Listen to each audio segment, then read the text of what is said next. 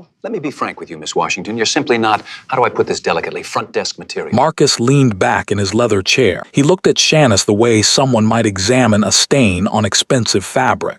Her boss said she was too ugly for front desk. Sir, I don't understand. My performance reviews have been excellent.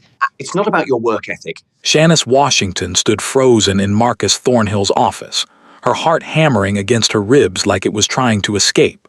The morning sun streaming through the glass walls of Thornhill and Associates did nothing to warm the ice spreading through her veins. When a powerful man sends you to the basement, he never imagines you might find the truth. He buried. Marcus waved his hand dismissively.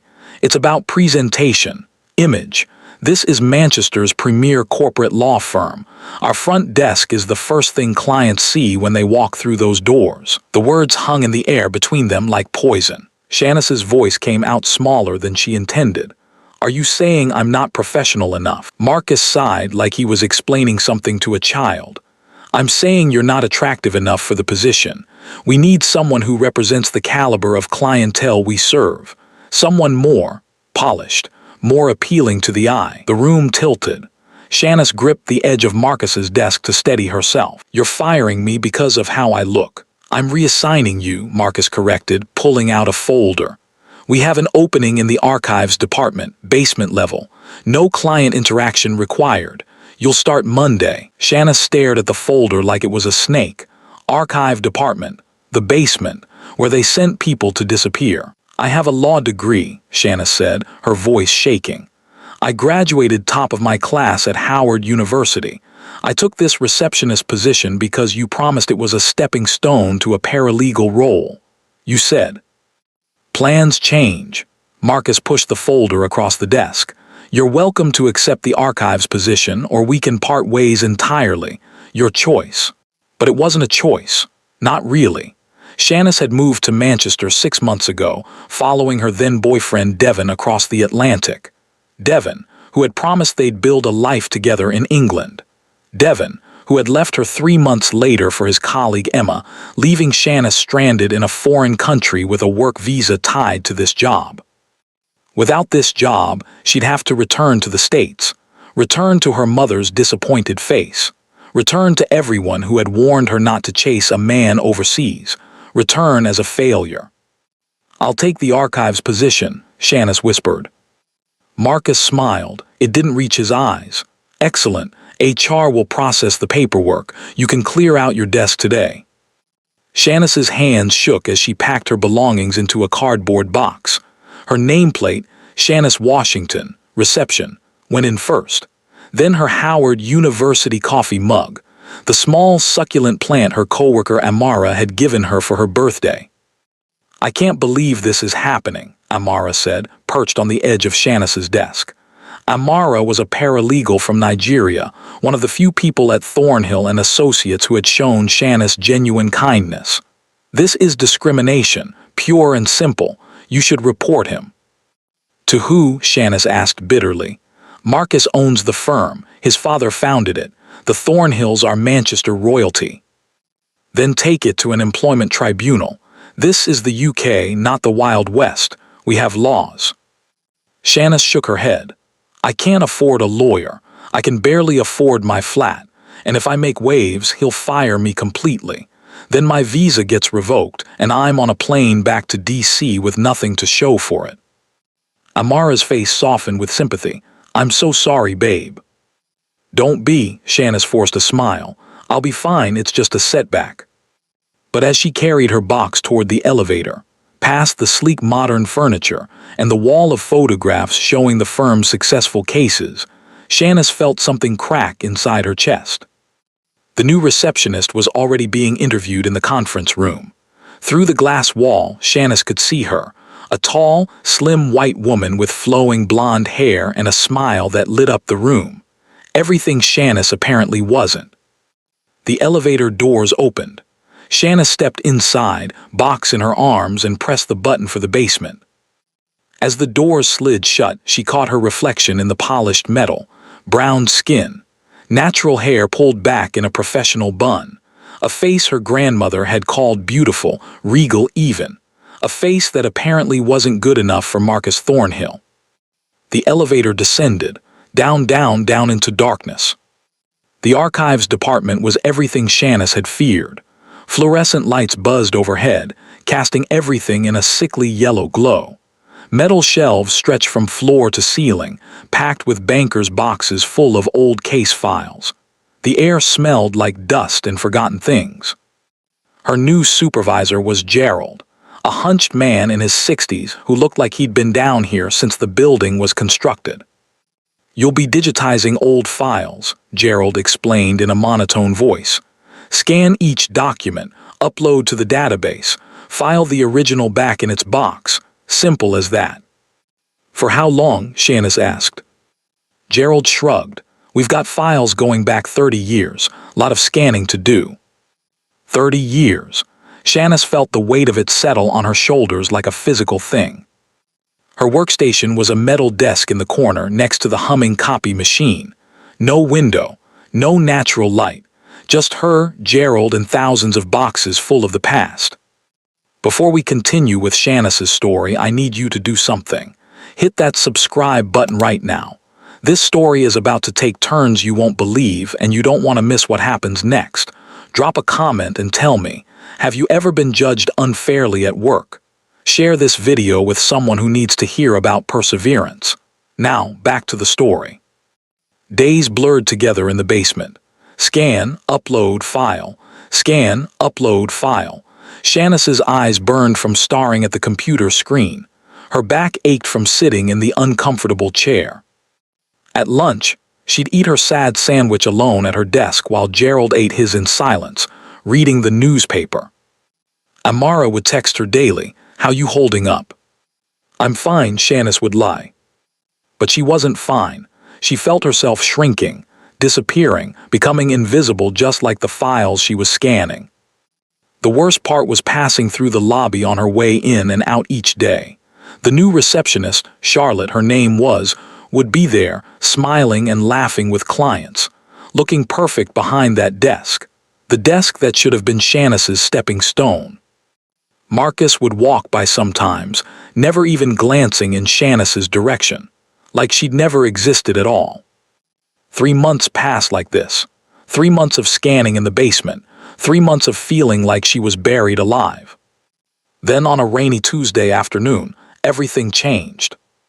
Shanice was scanning an old file from 1998, a contract dispute case, when she noticed something odd. The document referenced another case file, but the case number didn't match anything in the database. She pulled up the digital records, nothing.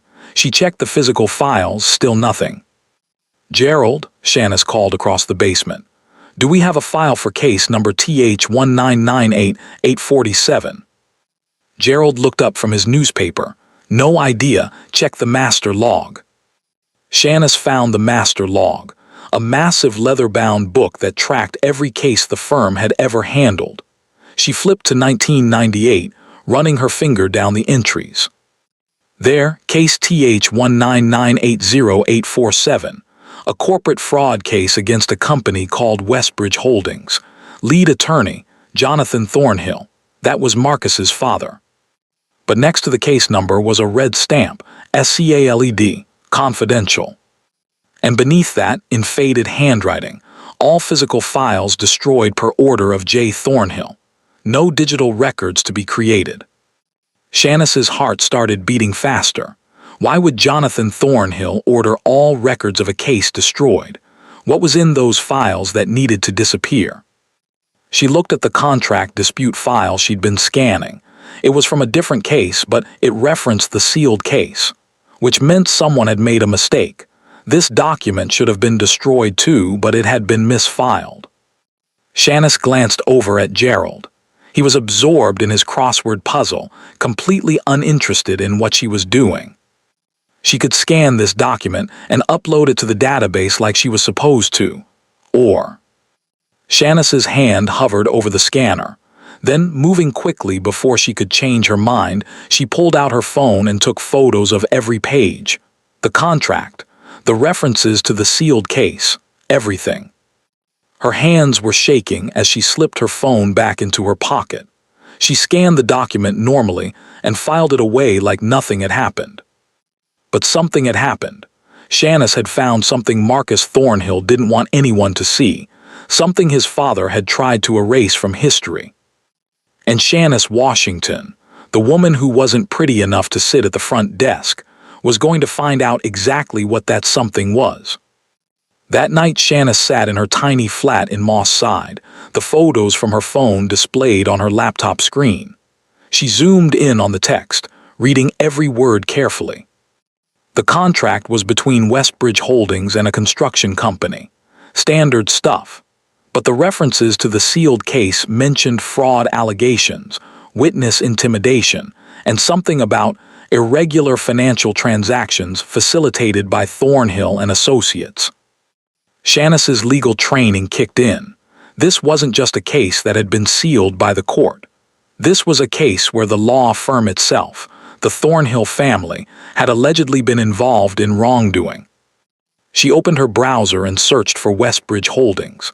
The company had gone bankrupt in 1999, just a year after the case. The CEO, a man named Robert Chen, had died under suspicious circumstances, ruled a suicide, but the articles Shanice found hinted at foul play. "Oh my God," Shanice whispered to her empty apartment. She searched for more information, but the trail went cold. Whatever had happened with Westbridge Holdings and the Thornhills, someone had done a very good job of burying it. But not good enough. Shanice sat back in her chair, her mind racing. What was she supposed to do with this information? She wasn't even sure what it meant yet, but instinct told her it was big, important, dangerous. Her phone buzzed. A text from Amara, "Drinks tomorrow after work. You need to get out of that flat." Shanice smiled. "Yes, please. I'll meet you at that pub near Piccadilly Gardens." She needed to talk to someone she trusted, someone who understood how things worked at Thornhill and Associates, someone who might be able to help her figure out what to do next. The next evening, Shanice sat across from Amara in a crowded pub, the sounds of laughter and clinking glasses surrounding them. She'd brought printouts of the documents, tucked safely in her bag. "You look different," Amara said, sipping her wine, less defeated. "I found something," Shanice said quietly. "At work, something I think I wasn't supposed to find." Amara leaned forward. "What kind of something?" Shanice glanced around to make sure no one was listening, then pulled out the documents. She spread them on the table between their drinks. "It's about a case from 1998. The firm tried to destroy all records of it, but I found a reference in another file." Amara's eyes widened as she read through the papers. "Shanice, this could be serious, if the Thornhills were involved in facilitating fraud." "I know, but I don't know what to do with it. I'm not even sure what it all means yet. I need more information, but everything else about the case has been destroyed." "Not necessarily," Amara said slowly. "Court records. Even if the case was sealed, there would still be court records. You'd need a solicitor to petition for access, but they exist." Shanice shook her head. "I told you I can't afford." "But I know someone who might help." Amara pulled out her phone. "My cousin's husband is a solicitor. He specializes in corporate misconduct cases. His name is David Okonkwo. Let me reach out to him." "Amara, I don't know if..." "Shanice." Amara grabbed her hand across the table. "They humiliated you. They tried to bury you in that basement and make you disappear. If there's even a chance that Marcus Thornhill is covering up something his father did, don't you want to know? Don't you deserve justice?" Shanice looked down at the documents. 3 months ago, she'd been a woman with dreams, with ambitions. Then Marcus Thornhill had looked at her face and decided she wasn't good enough. "Yes," Shanice said firmly, "I want to know." 2 days later, Shanice sat in a small office in Spinningfields, across from David Okonkwo. He was a tall man with kind eyes and an easy smile that put Shanice at ease immediately. Amara explained the situation, David said, reviewing the documents Shanice had brought. "These references to case TH-1998-847 are definitely concerning. If Thornhill and Associates was involved in facilitating corporate fraud, and if Jonathan Thornhill ordered evidence destroyed. Would that be illegal? Shanice asked. Potentially. It depends on the circumstances. But the fact that they destroyed files rather than simply sealing them suggests they didn't want anything left behind. Not even for the court. David leaned back in his chair. I can petition the court for access to the sealed records. As an officer of the court, I have standing to do that. But I need to be honest with you, Shanice. This could take months. And if we do find something, going up against the Thornhills won't be easy. They have money, power, connections. What do I have? Shanice asked. David smiled. The truth, and in my experience, that's worth more than you might think. How much will this cost me? Nothing up front. If we find something actionable, we can discuss terms. But right now, I'm doing this because I believe in holding powerful people accountable, and because Amara speaks very highly of you. Shanice felt tears prick her eyes. Thank you. Don't thank me yet. We might open this door and find nothing behind it. Are you prepared for that possibility? Shanice thought about the basement, the scanning, the way Marcus had looked at her like she was worthless, the way she'd started to believe it herself. I'm prepared, Shanice said. Whatever we find, at least I'll know I tried. The weeks that followed were a strange kind of limbo. During the day, Shanice scanned files in the basement, pretending like nothing had changed. But every night she'd check her email obsessively, waiting for updates from David. The petition for access to the sealed court records was filed. Then came the waiting. Marcus Thornhill must have been notified about the petition, because one morning, Shanice was called up from the basement to HR. The HR director, a stern woman named Patricia, sat behind her desk with a folder open in front of her. Miss Washington, we've received some concerning information. It appears you've been accessing files outside your assigned work duties. Shanice's blood ran cold. I've been scanning the files I was assigned to scan. Yes, but you've also been photographing documents. We have security footage from the archives department. Of course they did. Shanice had been so careful about hiding what she'd found, she'd forgotten about the cameras. I was documenting my work, Shanice said carefully, taking notes for the digitization project. Patricia's smile was ice. Miss Washington, let's not play games. You've been digging into confidential firm matters that don't concern you. We're prepared to offer you a settlement. 3-month salary. In exchange, you'll sign a non-disclosure agreement and resign immediately. And if I don't, then we'll terminate you for cause. Breach of confidentiality. You'll receive nothing, and good luck finding another job in Manchester with that on your record. Shanice sat perfectly still. This was it, the moment where she had to decide who she was going to be. The scared girl who took the money and disappeared, or the woman who stood her ground. I'd like to speak to a solicitor before I sign anything, Shanice said. Patricia's expression darkened. You have until tomorrow morning to decide. 9 a.m. Don't make the wrong choice, Miss Washington. That night Shanice met David at his office. She told him everything, the HR meeting, the NDA offer, the threat. They're scared, David said, a smile spreading across his face. They wouldn't be offering you money if they weren't scared of what you might know. But what if we find nothing? What if I turn down their offer, lose my job, and this whole thing leads nowhere? David set down his pen and looked at Shanice directly.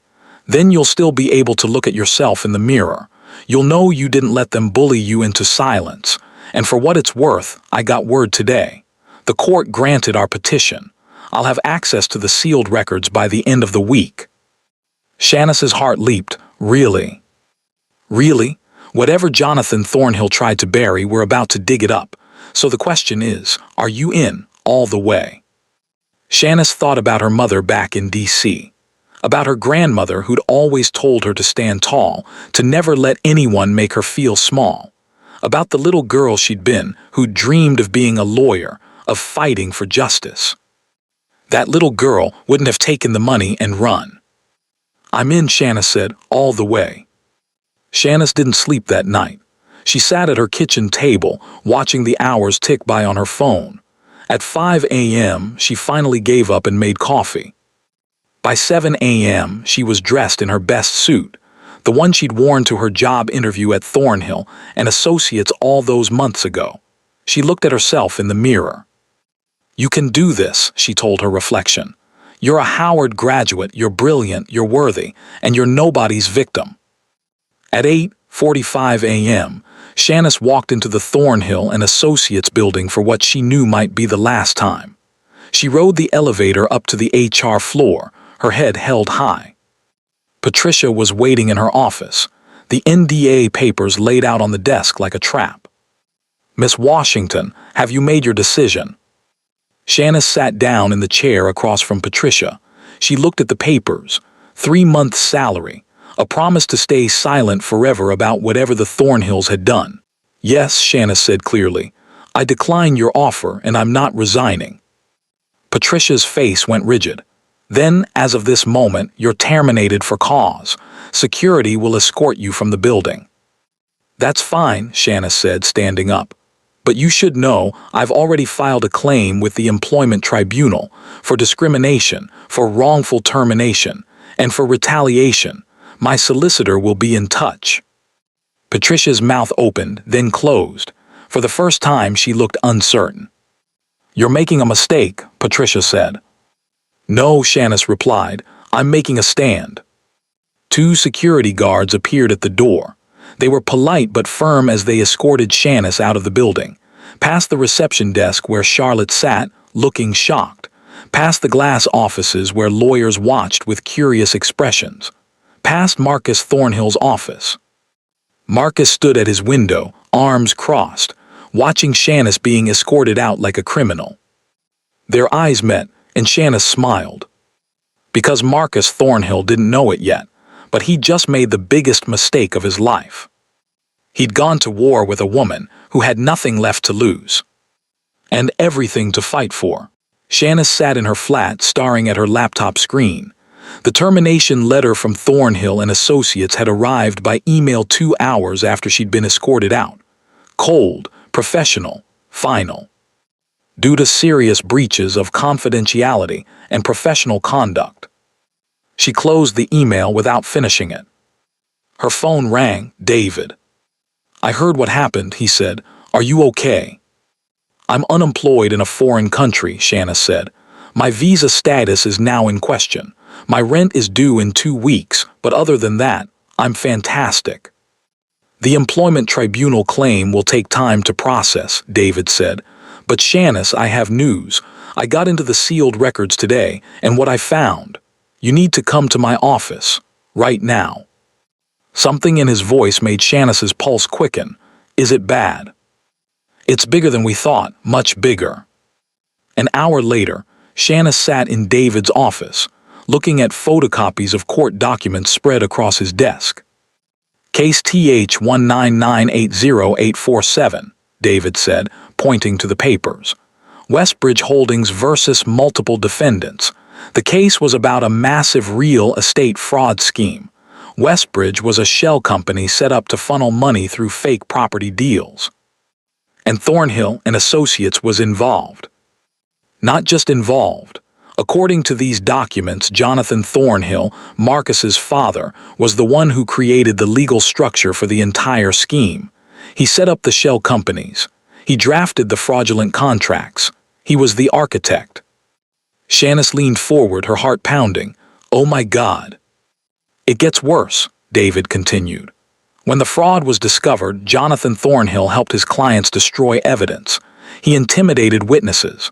One witness, Robert Chen, the supposed CEO of Westbridge, ended up dead. Officially ruled a suicide, but the investigating detective's notes in these files suggest he believed it was murder. Jonathan Thornhill killed someone. There's no direct evidence of that, but he definitely helped cover up serious crimes. The case was headed to trial, and by all accounts, Jonathan was about to be exposed, disbarred, and likely sent to prison. Then suddenly, the case was sealed. All the witnesses recanted their testimony. The charges were dropped, and all the physical evidence disappeared. How is that possible? David picked up another document. Because one of Jonathan Thornhill's co-conspirators was a judge, Judge William Hastings. He's the one who sealed the case. And according to these documents, Hastings received substantial payments from Thornhill in the months following the case being sealed. Shanice felt dizzy. This is massive, this is. Corruption at the highest levels, David finished. And here's the thing, Shanice. Jonathan Thornhill is dead. He died 5 years ago, but Marcus Thornhill inherited the firm. He inherited his father's legacy, and he's been actively trying to keep this buried. The destroyed files in the basement, Shanice said. That was Marcus covering his father's tracks. Exactly, which means Marcus knew about the fraud. He's been part of the cover-up for years. Shanice sat back in her chair, her mind racing. She'd thought she'd found evidence of a single bad case, but this was so much bigger. This was generational corruption. This was a family of lawyers who'd built their reputation and fortune on crimes they'd never paid for. What do we do now? Shanice asked. David's expression was grim. We have to be very careful. The people involved in this conspiracy, the ones who are still alive, have a lot to lose. Judge Hastings retired years ago, but he's still well connected, and Marcus Thornhill won't go down without a fight. I don't care, Shanice said firmly. They fired me for my face. They humiliated me. They tried to make me disappear. I want them to pay for what they've done. All of it. David nodded slowly. Then we go to the Solicitors Regulation Authority. We present everything we've found. We let them investigate Marcus for professional misconduct. And we go to the police with the evidence of the original fraud and cover-up. Will it work? I don't know, David admitted. But we have to try. This is justice, Shanice. Real justice. Not just for you, but for Robert Chen and everyone else who suffered because of the Thornhill's crimes. Shanice looked down at the documents, at the evidence of decades of lies and corruption, at the proof that the man who'd called her ugly, who'd thrown her in a basement and then fired her, was himself a criminal. Let's do it, Shanice said. Let's take them down. Over the next week, David prepared a comprehensive report for the Solicitors Regulation Authority. Shanice helped organize the evidence, cross-referencing documents, building a timeline of the conspiracy. They worked long hours in David's office. Shanice was grateful for the distraction. It kept her from thinking about her dwindling bank account, about the visa status she'd have to sort out, about the uncertainty of her future. Amara brought food and moral support. You're doing the right thing, she kept saying, the brave thing. But Shanice didn't feel brave. She felt terrified.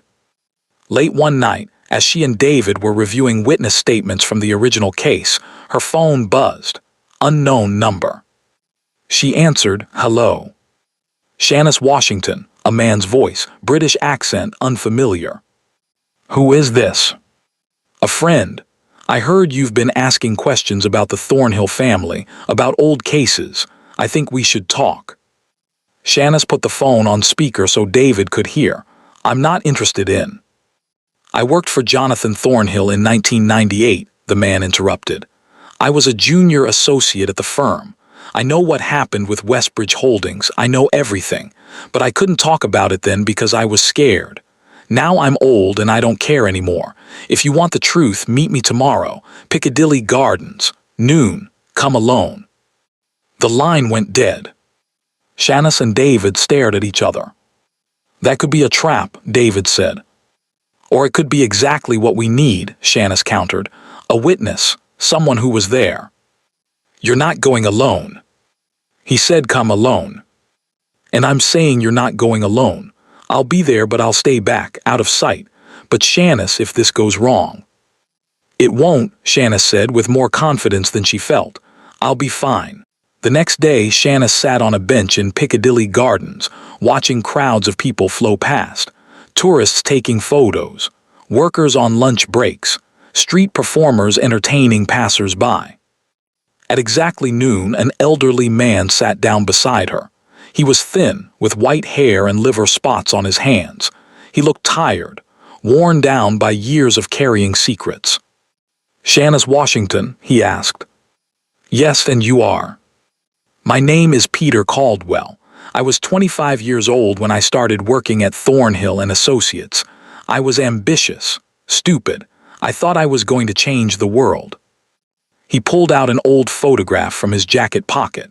It showed a younger version of himself standing next to Jonathan Thornhill outside the firm's building. "I worshiped that man," Peter said softly. "Jonathan Thornhill was brilliant, charismatic. Everyone wanted to work for him. And when he brought me in on the Westbridge case, I thought it was my big break." "What happened?" Shanice asked gently. Peter's hand shook as he put the photograph away. "I didn't know at first that what we were doing was illegal. Jonathan was so good at making everything seem legitimate. The shell companies, the property deals, it all looked real on paper. But then I started noticing discrepancies. Money moving in strange ways, properties that didn't actually exist. I asked questions." "What did Jonathan say?" "He told me to keep my mouth shut and do my job. He said if I was smart, I'd make partner by 30. If I wasn't smart, I'd end up destroyed. His exact words, destroyed." Peter's voice dropped to almost a whisper. "Then Robert Chen died. The police said suicide, but I knew better. Robert had been about to testify against Jonathan, about to expose everything. And then suddenly he was dead." "Did Jonathan kill him?" "I don't know, but I know Jonathan wasn't surprised when it happened. He called me into his office that day and said, 'Problem solved.' Like a man's death was just another item checked off a to-do list." Shanice felt sick. "Why didn't you go to the police?" "Because I was terrified," Peter said, tears in his eyes. "I had a wife, a baby on the way. Jonathan made it clear that if I talked, my family would suffer. He had connections everywhere, police, judges, politicians. He could destroy me with a phone call, so I kept quiet. I watched him cover everything up. I watched him walk away like nothing had happened. And I've carried that guilt for 25 years. Why are you talking now?" Peter looked at Shanice with hollow eyes.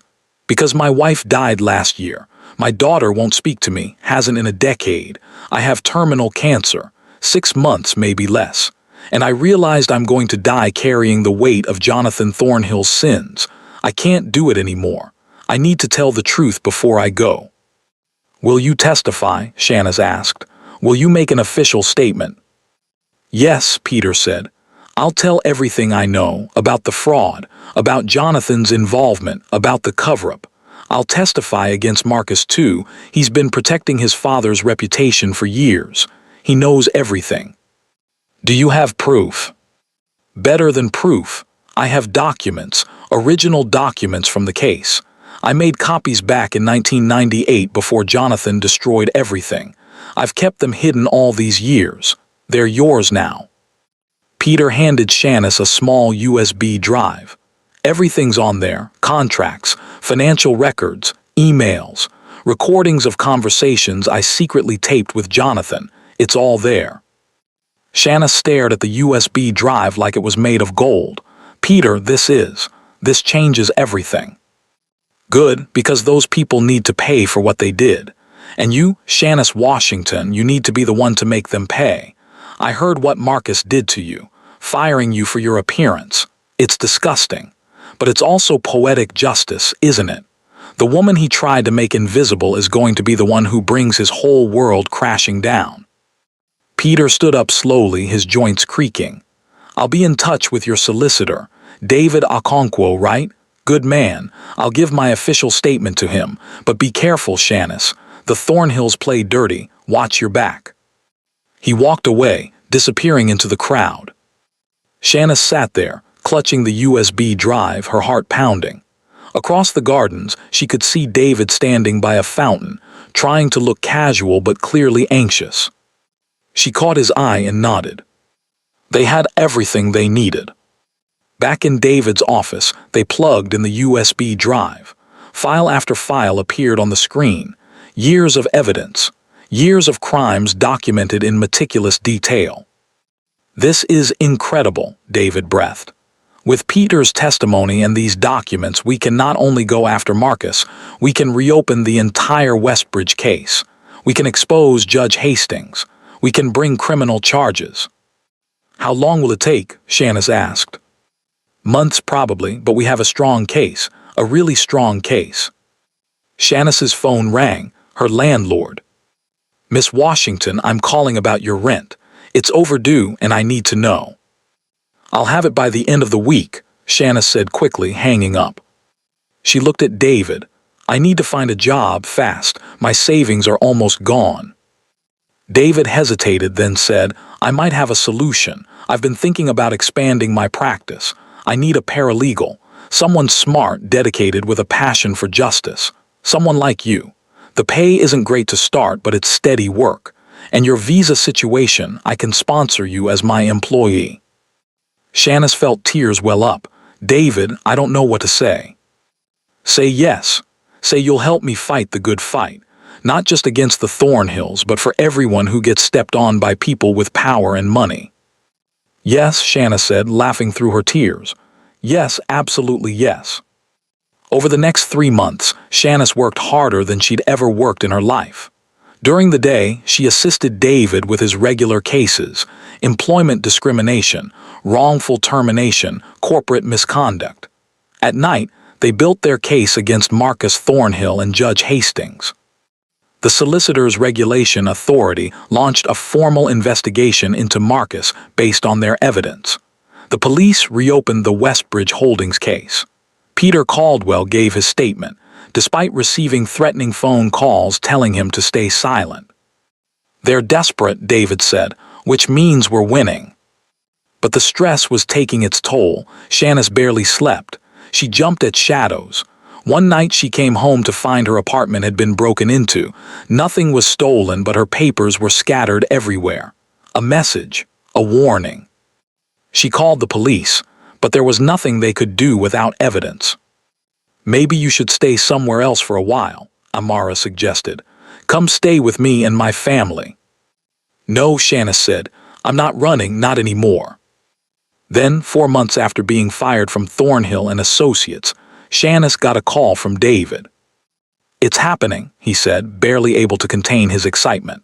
The Solicitors Regulation Authority is moving forward. They're bringing professional misconduct charges against Marcus. The criminal investigation is proceeding against Judge Hastings. And Shanice, the employment tribunal ruled in your favor. Your case against Thornhill and Associates for discrimination and wrongful termination. You won. Shanice sat down hard on her couch. I won. Not just won. They awarded you compensation, £40,000, and they're ordering Marcus to attend mandatory equality training. The ruling specifically states that your termination was discriminatory and that the firm's treatment of you was appalling and indefensible. Oh my God. But there's more. The tribunal's ruling is public record. It's already being picked up by legal news outlets. The press is starting to ask questions about Marcus Thornhill, about his father, about the corruption case. Shanice, this is it. This is the beginning of the end for them. Shanice closed her eyes, feeling something she hadn't felt in months: hope. The story broke a week later. Front page of the Manchester Evening News. Prominent law firm at center of decades-old corruption scandal. The article detailed everything. The Westbridge Holdings fraud, Jonathan Thornhill S involvement, Judge Hastings corruption, Marcus S cover-up. Peter Caldwell was interviewed, telling his story publicly for the first time. And there, in the article, was Shanice S name.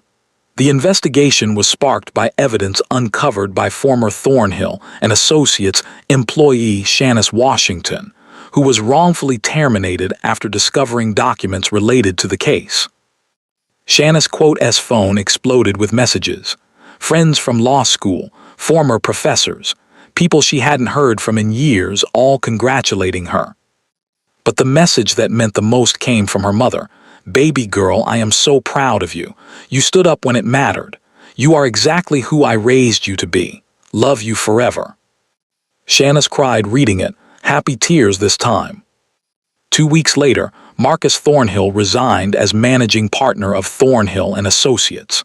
The firm released a statement saying they were conducting an internal review and committed to the highest ethical standards. Translation: they were trying to save themselves from going down with him. Judge Hastings was arrested and charged with corruption and conspiracy to obstruct justice. At 78 years old, he faced the possibility of dying in prison. And Marcus Thornhill was disbarred, stripped of his license to practice law, his reputation destroyed, his father's legacy exposed as a lie built on corruption and crime. Shanice watched the news coverage from David's office, Amara beside her. "How does it feel?" Amara asked. "Surreal," Shanice admitted. 6 months ago, I was scanning files in a basement, feeling worthless. Now I'm the person who brought down a corrupt law firm." "You're a hero," Amara said. "I'm just someone who refused to stay silent," Shanice replied. "That's not heroism, that's just doing the right thing." David stuck his head into the room. "Shanice, you have a visitor." "Who?" "See for yourself." Shanice walked to the reception area. Standing there, looking uncomfortable and out of place, was Peter Caldwell. He looked frail, leaning heavily on a cane. "Peter," Shanice said, rushing over to help him to a chair. "Are you okay?" "I'm dying," Peter said matter-of-factly, "but I'm at peace. For the first time in 25 years, I'm at peace. Because of you, Shanice, because you had the courage I didn't have. You gave us the evidence, you told the truth, that took courage." Peter shook his head. "I waited until I had nothing to lose. You risked everything when you had everything to lose. That's the difference. That's real bravery." He reached into his pocket and pulled out the old photograph of himself with Jonathan Thornhill. He tore it in half. "I don't need this anymore," he said. "I don't need to remember him. I'd rather remember you. The woman who refused to be buried, the woman who fought back." He handed Shanice the torn pieces of the photograph. "Keep these. Remind yourself that no matter how powerful people think they are, the truth always wins in the end." Peter Caldwell died 3 weeks later, peacefully in a hospice, surrounded by the few friends he had left. David and Shanice attended his funeral. There weren't many people there, just a dozen mourners in a small chapel. But in his obituary, Peter's daughter wrote, "In his final months, my father found redemption. He proved that it's never too late to do the right thing. He leaves behind a legacy of courage that inspired everyone who knew his story." Shanice kept the torn photograph in her desk drawer, a reminder of where she'd come from, of what she'd overcome. 6 months after being fired from Thornhill and Associates, Shanice received an unexpected email. It was from Charlotte, the receptionist who'd replaced her. "Dear Shanice, I hope this message finds you well. I want you to know that I recently resigned from Thornhill and Associates. After everything that came out about Marcus and the firm, I couldn't stay. But more than that, I wanted to apologize. I took a job that should have been yours. I benefited from discrimination even if I didn't realize it at the time. I'm sorry. You deserved better. What you did exposing the truth was incredible. You're an inspiration. Thank you for your courage. Sincerely, Charlotte." Shanice read the email twice. She thought about being angry, about holding a grudge, but she realized she didn't have anger left in her. She'd won not just the tribunal case, not just in bringing down Marcus Thornhill, but in something bigger. She'd won herself back. The woman who'd been told she wasn't pretty enough, wasn't good enough, wasn't worthy enough, that woman was gone. In her place was someone stronger, someone who knew her worth wasn't determined by how others saw her, but by how she saw herself. Shanice typed a reply to Charlotte. "Thank you for your message. I wish you all the best in your future. We all do what we can with the information we have. Moving forward is what matters. Take care, Shanice." She hit send and closed her laptop. Spring came to Manchester with unexpected warmth. Shanice stood outside the Manchester Civil Justice Centre, looking up at the modern glass building. Inside, the final hearing for the criminal case against Judge William Hastings was about to begin. David stood beside her, adjusting his tie. "Ready." "Ready," Shanice confirmed. They'd both been called as witnesses, David to present the evidence, Shanice to explain how she discovered it. The prosecution had built their case over months, and today was the culmination of everything they'd fought for. As they climbed the steps, a reporter called out, "Miss Washington, how does it feel to be at the center of one of the biggest corruption cases in Manchester's legal history?" Shanice paused. 6 months ago, she would have shrunk from the attention, but now she met the camera directly. "It feels like justice," she said simply. "That's all anyone should want." The courtroom was packed. Journalists filled the public gallery. Members of the legal community, lawyers who'd watched the Thornhill empire crumble, sat in silent witness.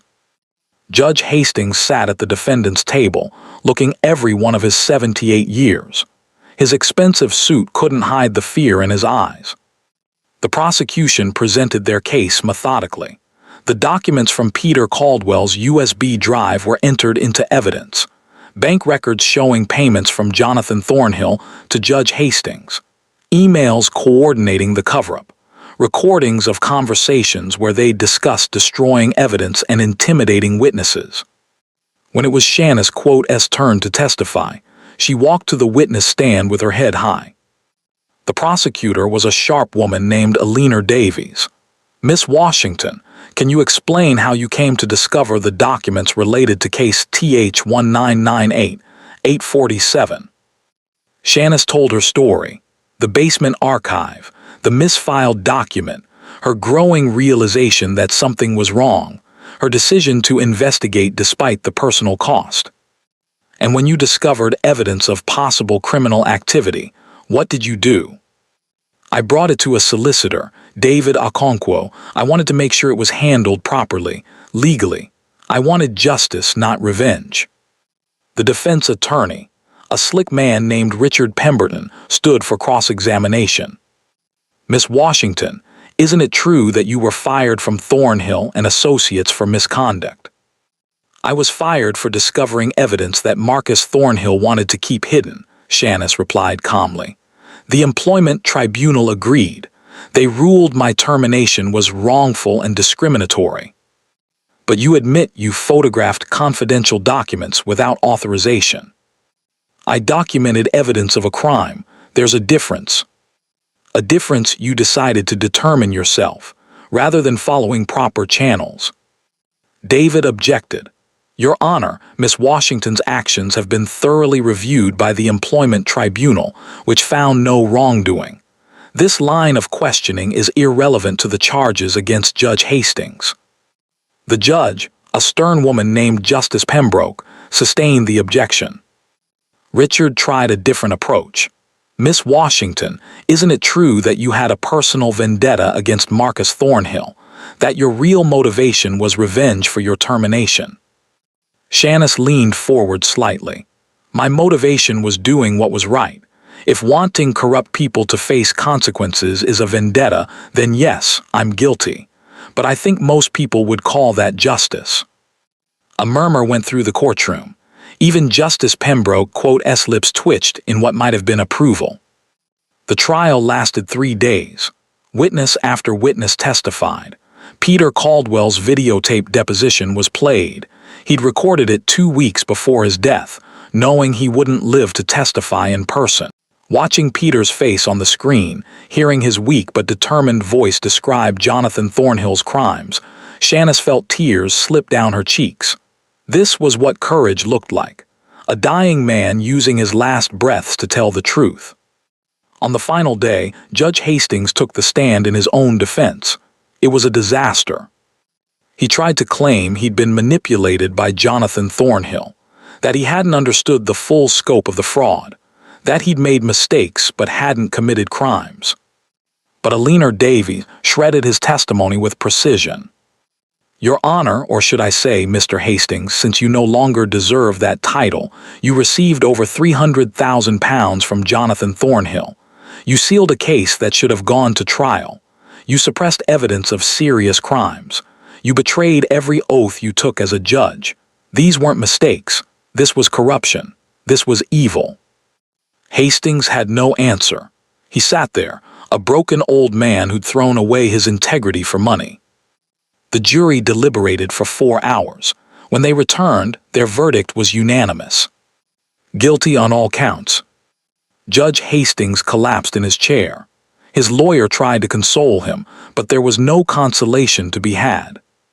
Justice Pembroke's sentencing was swift and severe, 12 years in prison. You were entrusted with upholding the law, she said, her voice cold with contempt. Instead, you perverted it for personal gain.